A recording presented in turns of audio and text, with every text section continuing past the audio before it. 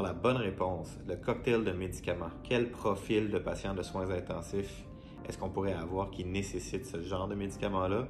La bonne réponse était ARDS, un syndrome de détresse respiratoire aiguë. Ce sont des patients qui vont être intubés, branchés sur un respirateur artificiel et dont on va vouloir offrir une ventilation protectrice.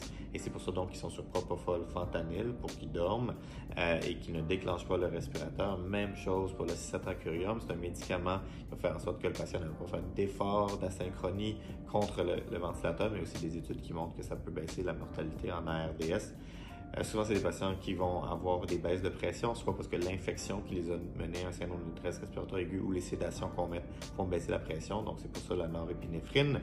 On va avoir l'hydrocortisone parce que si c'est un choc septique qui a fait en sorte que le patient a développé un ARDS comme complication, ça va aider en adjuvant aussi les Surviving Sepsis Guidelines d'avoir des corticostéroïdes pour aider aussi au choc septique.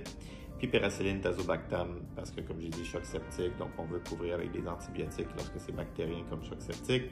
L'enzoprazole pour protéger la prophylaxie d'ulcères gastriques chez nos patients intubés, ventilés mécaniquement comme facteur de risque. Et l'héparine sous-cute pour pas qu'ils fassent de thrombophlébite profonde, donc encore une fois en prophylaxie pour pas qu'ils développent donc des caillots dans les jambes et ensuite se fassent des embolies pulmonaires ou des TPP. C'est une des complications de nos patients qui sont immobiles hospitalisés aux soins intensifs.